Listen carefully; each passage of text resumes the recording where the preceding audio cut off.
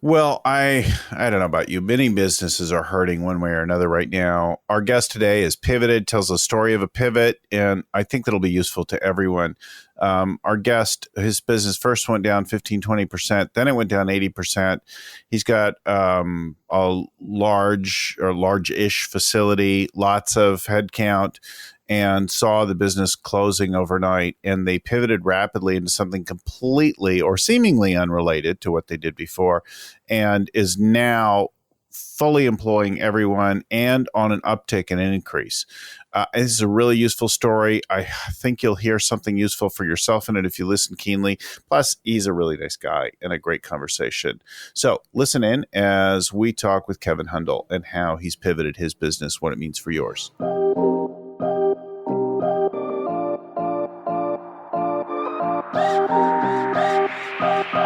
Hi there, I'm Bill Gallagher, scaling coach and host of the show. The show is all about how to scale and grow your business no matter what the economy is doing, no matter what industry or what part of the world you're in. We've got hundreds of episodes on leadership and scaling up at our website, scalingcoach.com.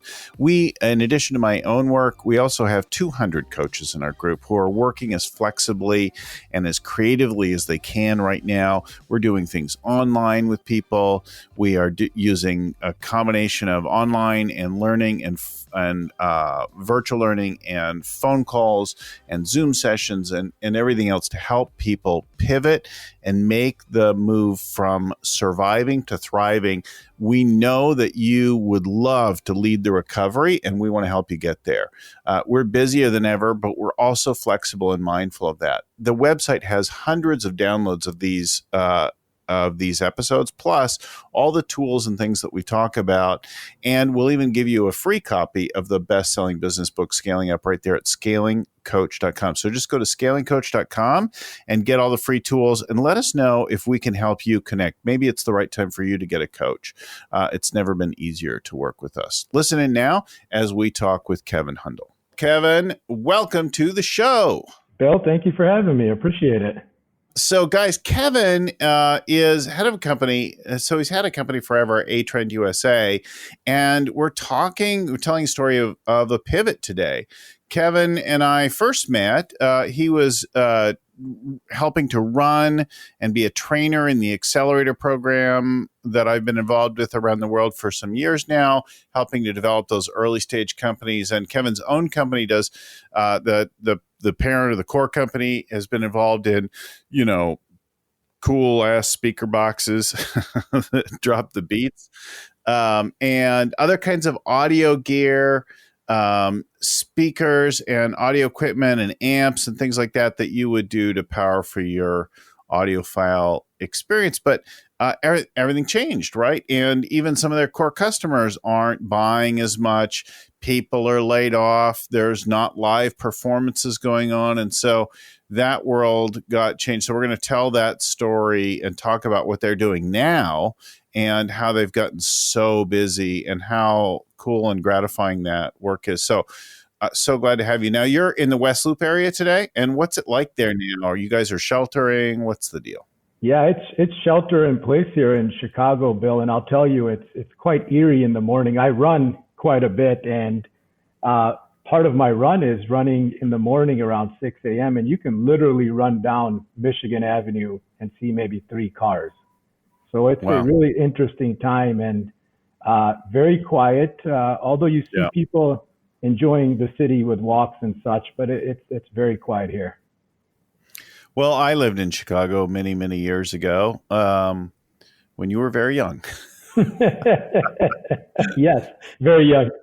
And I so enjoyed my time there, not the winter, even a little bit, but the rest of the year. I lived there for a couple different companies, and I had a great, just a great experience. My last office was on Madison, and I loved working in the Loop and living in Lincoln Park. And this time of year, as spring arrives, just people can't wait to get out on the street and eat in outdoor restaurants and walk around the parks and begin to emerge from the wretched and endless winter.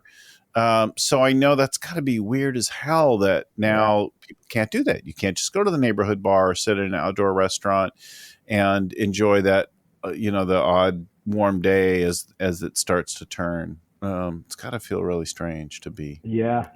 Summer shy is what they call it, right, Bill? So it'll be interesting how summer shy unfolds this summer for us. It'd be really interesting. All right. So talk to us before we get into the pivot and what it's like today, because they're just doing phenomenal work today in the world of safety equipment. Talk about how you got into your business, your background, that kind of thing. Yeah, Bill. Sure. So I'd say I've been an entrepreneur my whole life. It was fourth grade in which I started to understand what distribution models look like. And I also had a rude awakening when it came to governance and how that works. It was fourth grade. Fourth grade.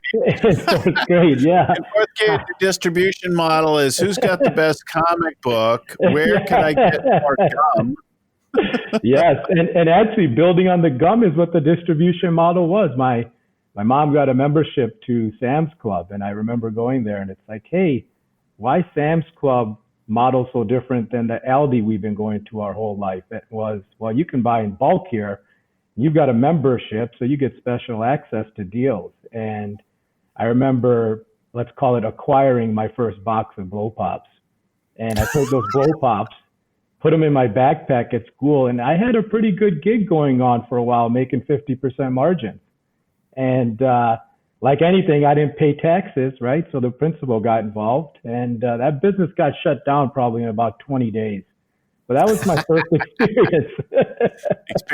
Interaction with regulatory bodies. Yes, exactly. I guess now, it was I wasn't paying my fair share to the school. It could be different, I guess, right? Yeah, not properly taxed, unregulated, unauthorized distribution. Yeah, absolutely. So my story kind of starts there, and came from a family of entrepreneurs. My father moved here in the 70s, first of 7 siblings, and in the 90s he started a manufacturing business. And you'll love this. It was a manufacturing business that made reindeers and sleighs for Christmas time. So if you will, remember the wooden reindeers and sleighs you might see in people's yards in the 90s. He started. Where did he move from? He from the state of Punjab, which is northern India, and that's where my family's from. Some guy from Punjab making sleighs and reindeers. This is the American dream, brother. Right? So that's so awesome. So my father starts manufacturing these, and he's a financial advisor by trade, just as a backstory there. So now he's an entrepreneur, and he's making reindeers and sleighs, and got some pretty big contracts with Ace and True Value. So as a 13-year-old, we were back there in the warehouse in a shabby neighborhood called Maywood here in Chicago. You might be familiar with Maywood. Yeah. And the only place he could afford rent back then, and the labor pool was my whole family. So if you will, imagine all the parents packing reindeers and sleighs and all the kids helping out. So we got involved there, and business was always around me. That business in the late 90s, early 2000, really kind of got crippled by China imports of these lighted reindeers. So if you recall, there were these wooden ones, and then they turned into these lighted ones that we see now that are more prevalent.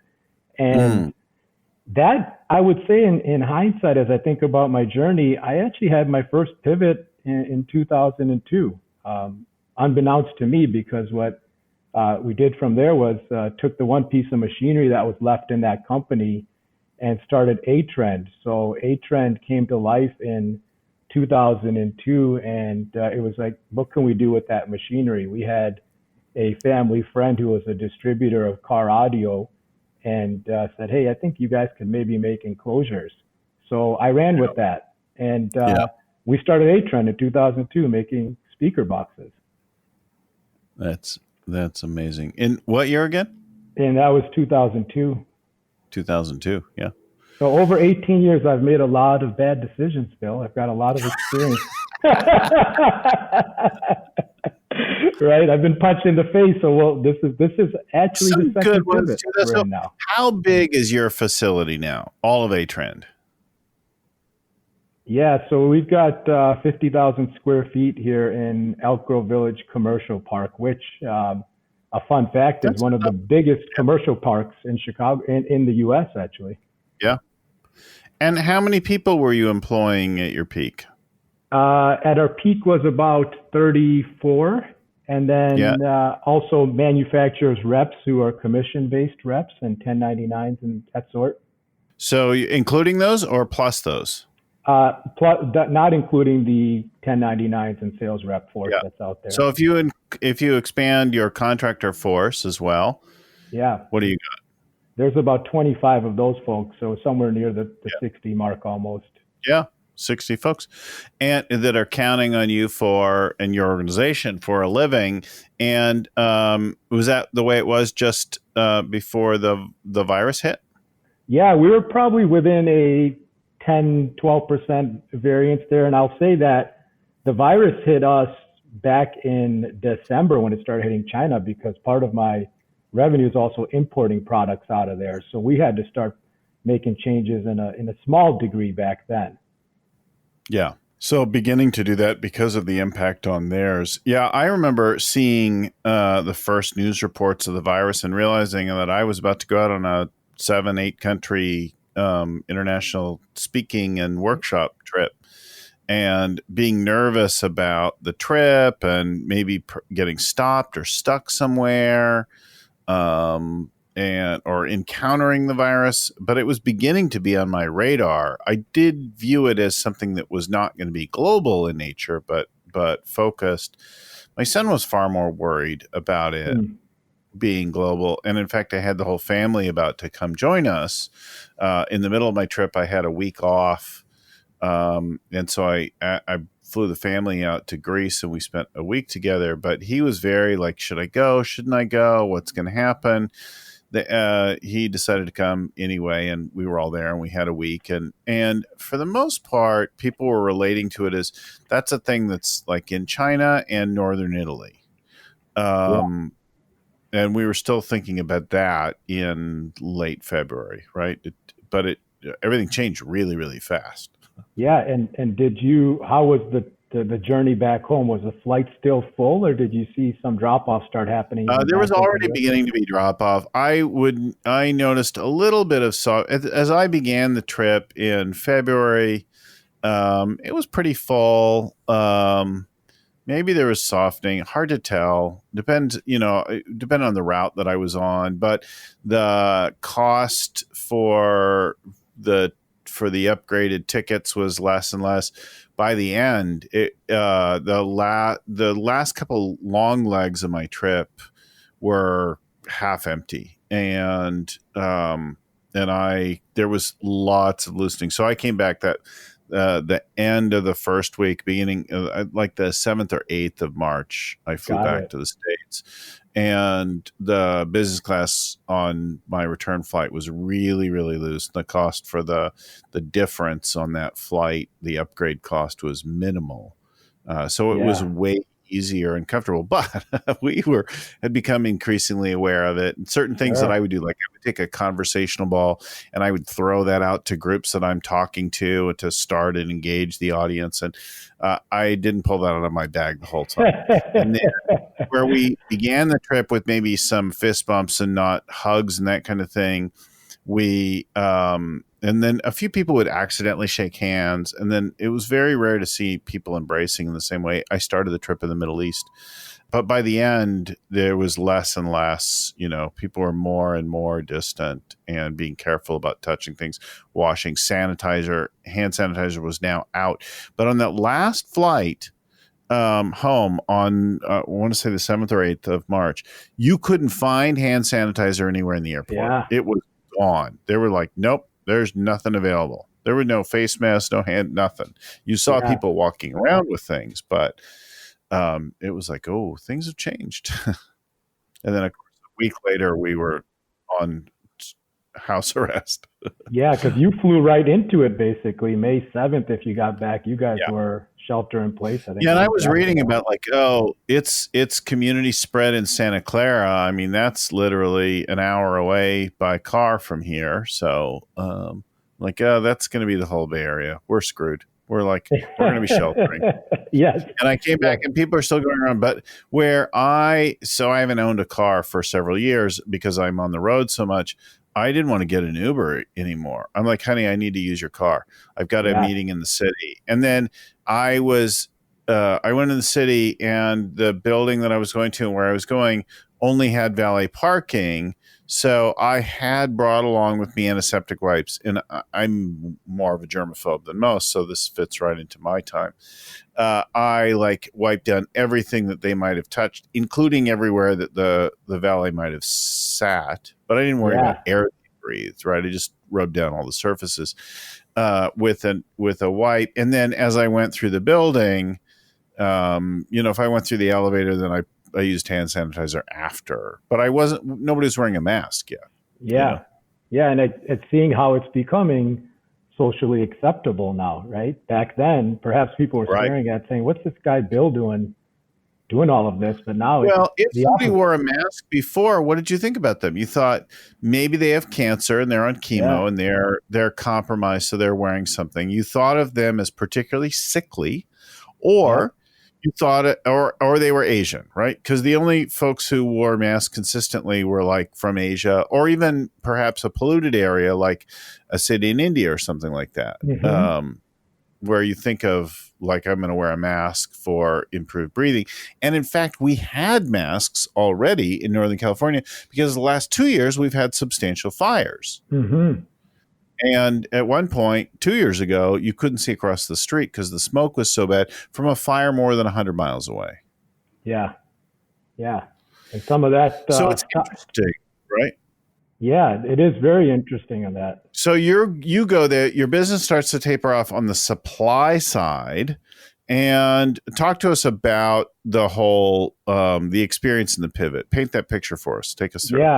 Yeah. So as Atrend, manufactures and distributes. So about 60% of our revenue is created from goods that we import from Asia, which is speaker enclosures and these accessories. So as COVID-19 hit Asia, obviously that put a cripple on our supply chain, which immediately started impacting revenue to probably about a 15 to 20% swing. So it wasn't significant enough where we had to go into defense mode immediately, but it raised red flags of saying, okay, how are we going to manage through this? And then as you fast forward into March and shelter in place starts happening, and I believe the date for us was March 15th, where the Governor Pritzker here in Illinois stated that there's going to be a shelter in place.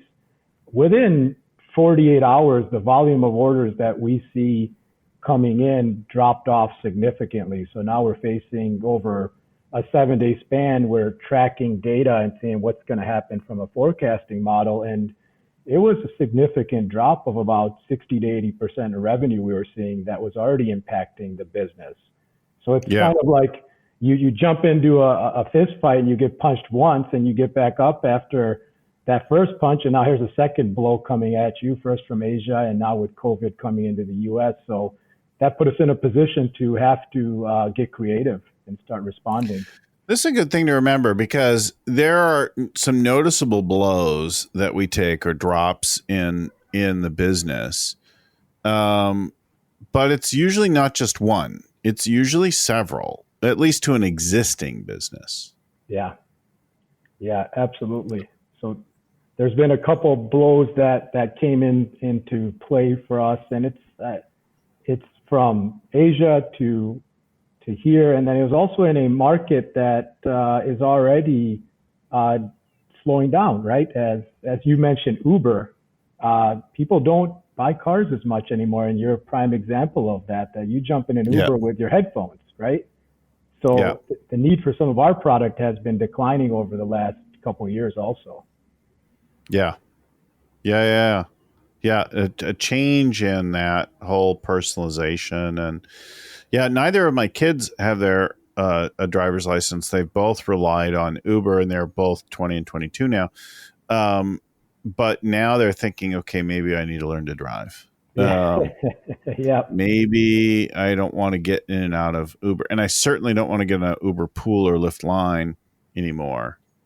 that whole thing, the budget, getting around, and they're more nervous about getting in public transit. So now they're kind of challenged. Even as we lift, what are they going to do? So I think this next month, my daughter will probably learn to drive and then get her license immediately on the lifting, and then buy a car. And I'll probably pick up another car in the next little bit. And I imagine some people will be in a world of hurt and need to get out of their cars and leases quickly, so it'll be easy to pick something up. But. Yeah.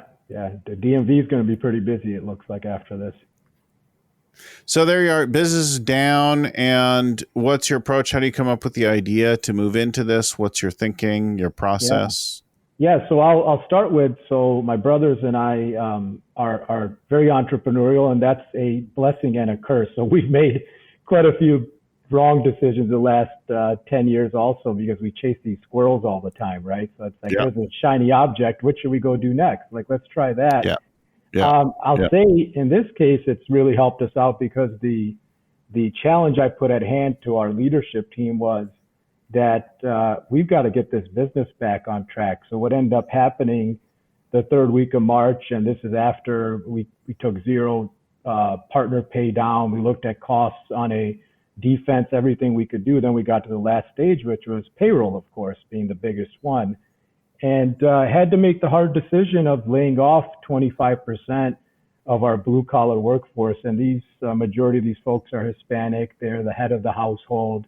That's the only income in the household, the young kids. So it was a very difficult decision for me to make and execute on.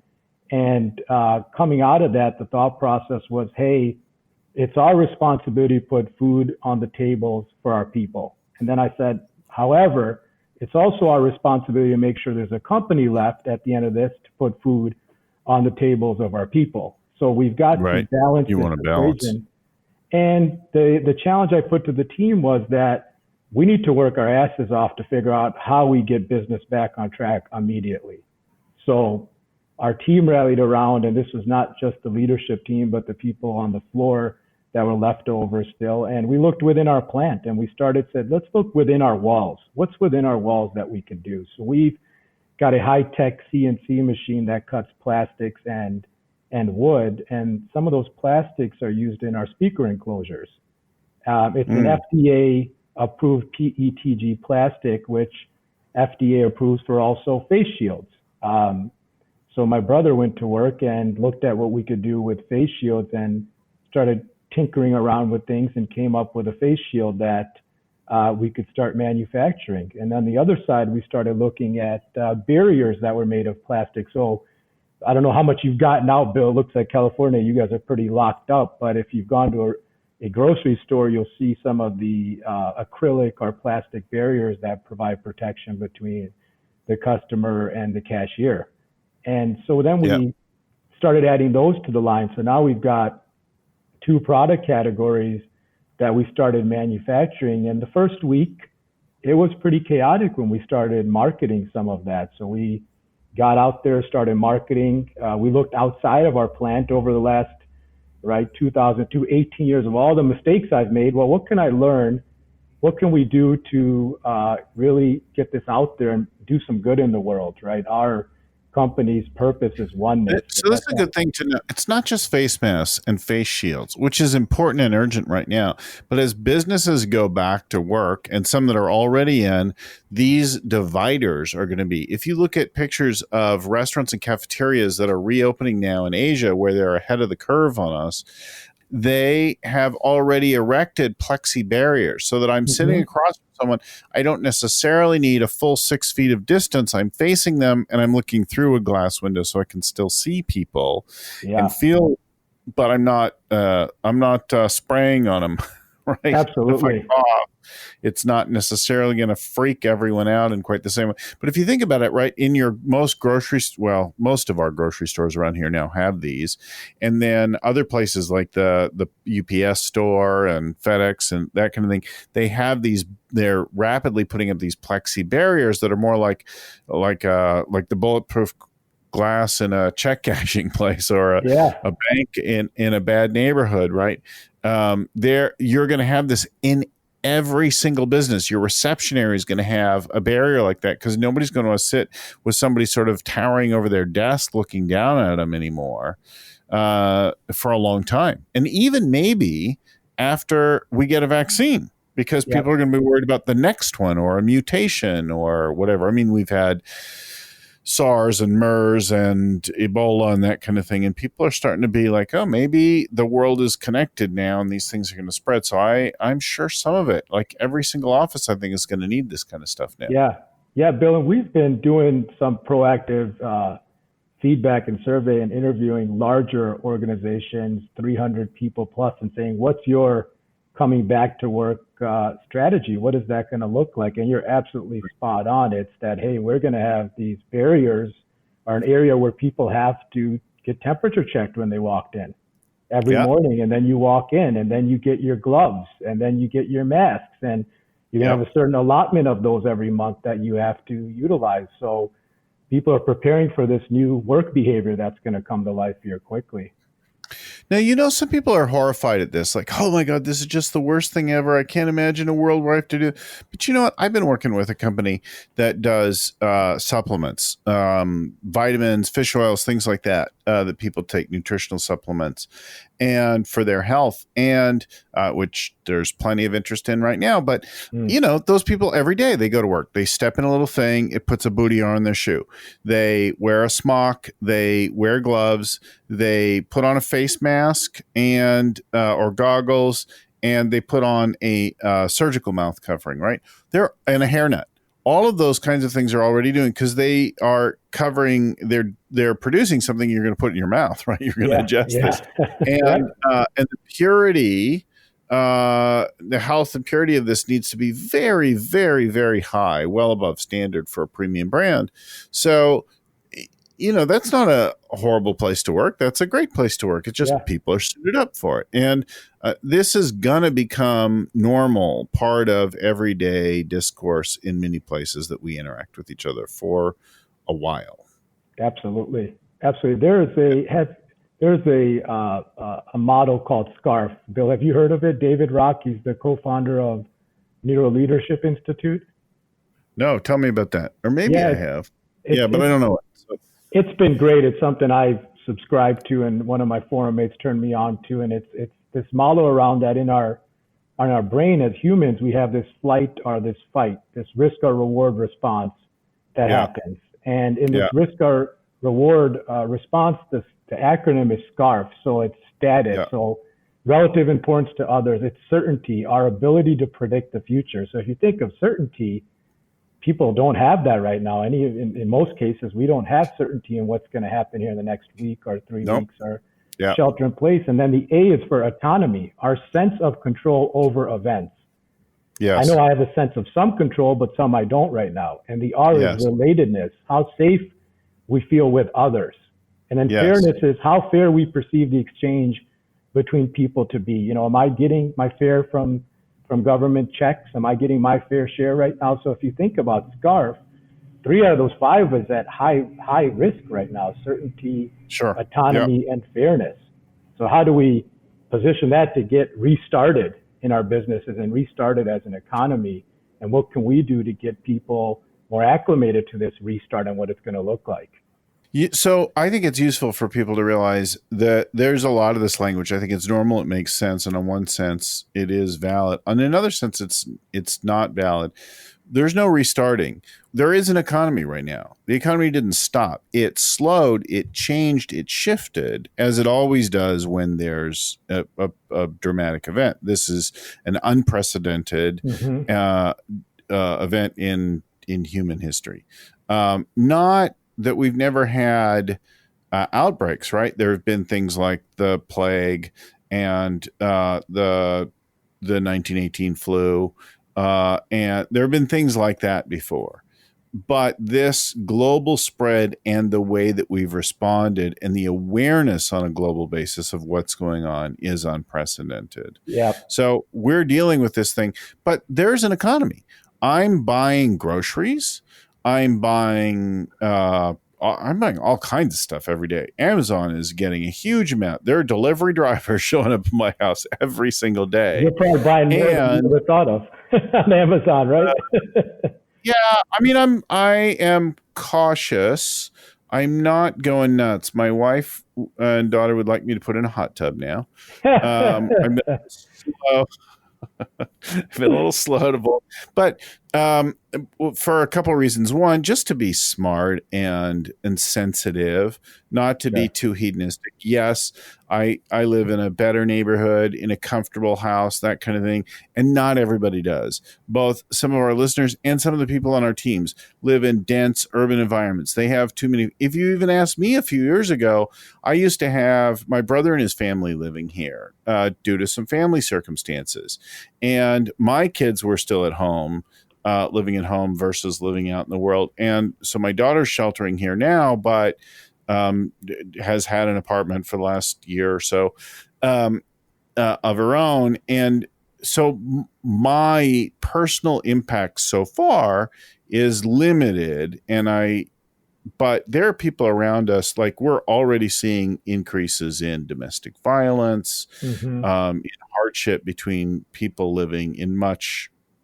I want to be really sensitive to the thing, and that we don't all just post pictures of the great meals we're making and how nice it is to be in our home with our family. There is an element of that that's good, but there's others who are scared and under severe stress right now, right? Yeah, absolutely, Bill. And I can tell you a story of Griffin. And Griffin is 10-year-old boy whose father works for us. He's the director of product development for my Mm. organization. And Griffin this morning was on a virtual class. He's a 10-year-old in his classroom in the virtual session. And the teacher said, kind of opening statements, how's everyone doing? And Griffin puts up a KN95 mask and he says, I'm doing good.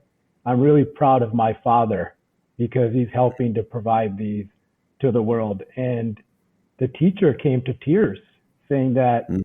I can't even get access to that. So in a day and age Mm. of today where folks who have the means can't get access to it, and of course the folks who don't are even further down the totem pole of getting access to those goods. And we've seen it's such an emotional thing when people get their hands on some of this, especially some of the ones in these underprivileged neighborhoods or impoverished neighborhoods, unfortunately, and just getting access to that is a godsend.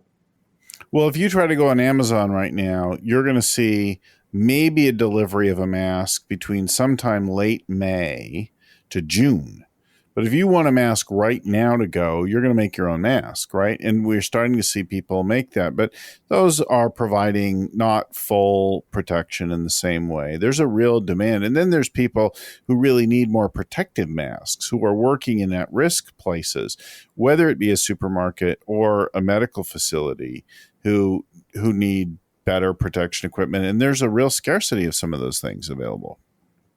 Yeah, the amount of influx of calls we've been getting and emails. It's something that's flabbergasted me. I would never imagine that this is the reality, that healthcare workers are calling us looking for products to support them and help them, and that's a scary situation.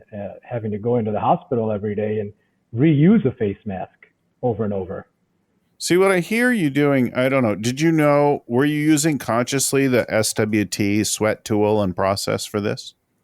Uh, Not consciously, but I think it's ingrained in my mind through the accelerator training community, Bill. So I'm kind of wired that way naturally. Yeah. So for the last couple of years, we've been doing in the world of scaling up, and in particular, because scaling up is the core tool set of that accelerator program. The SWT tool is, we're looking at what are your strengths and weaknesses, right? So you're thinking about what are you capable of? What are you good at doing? And what's needed in the world? What are the trends that are going on? What do we see? So you look out there and you realize we can work with, and we have some of this plastic and we have access to more of this stuff. And we see that this kind of thing is needed. And then that leads to more conversation about, well, we have sources that could get their hands on stuff that people have trouble with.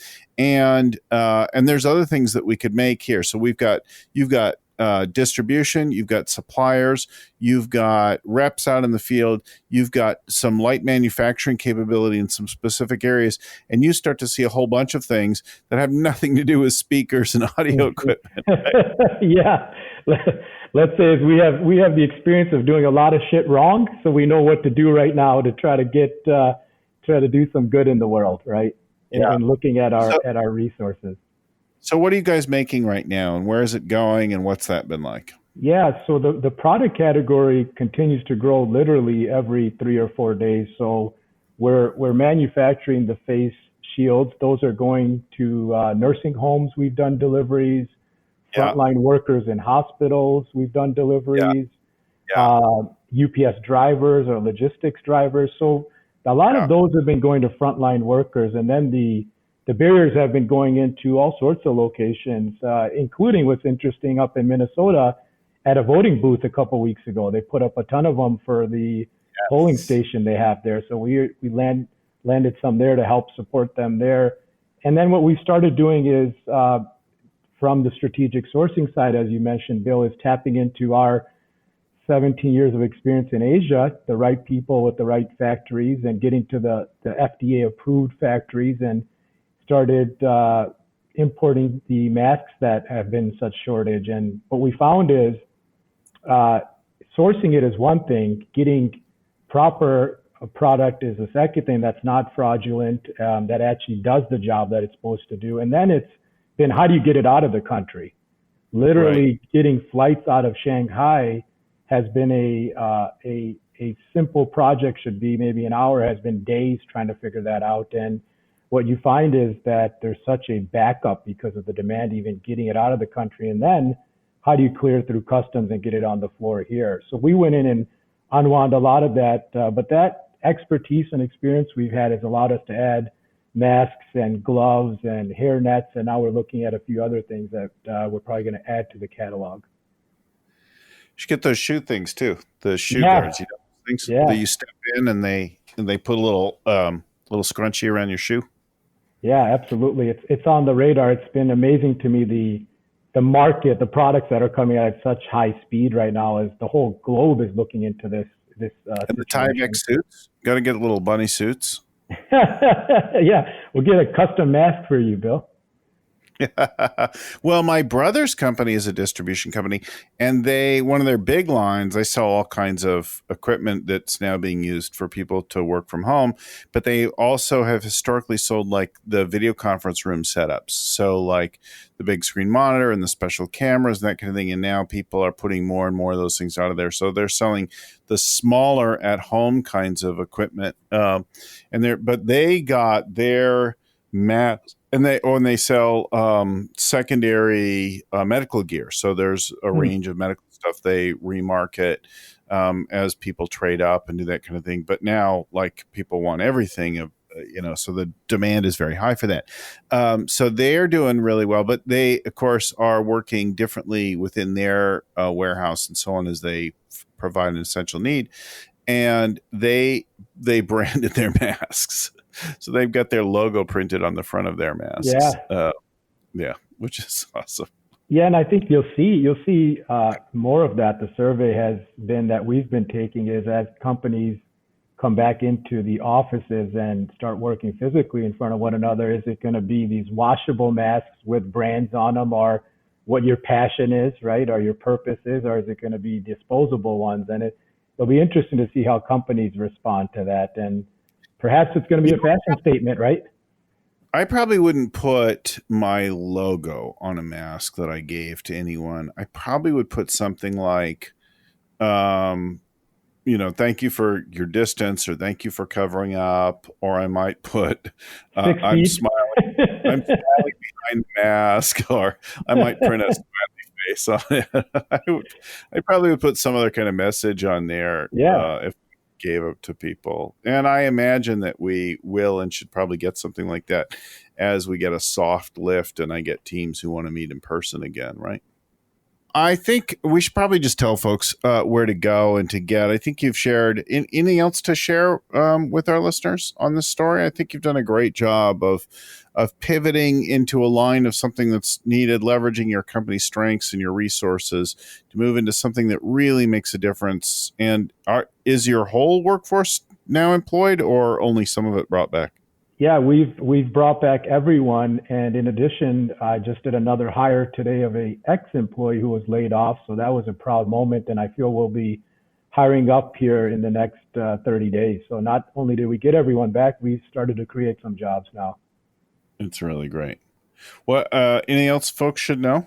I would say, Bill, from a pivot standpoint, I've thought a lot about pivot, and also honestly preparing to have this conversation with you, which I was excited about. And thinking about pivot is that consider a pivot. A pivot just doesn't have to be in business, right? What's the pivot for the family? What's the pivot for yourself? And take the opportunity to explore the pivots. These are all just changes, right? What are these pivots we can make to uplift humanity as the goal? Well, I've never been busier as a coach than I am today. And there are 200 coaches in my group. So if we can help you, please let us know.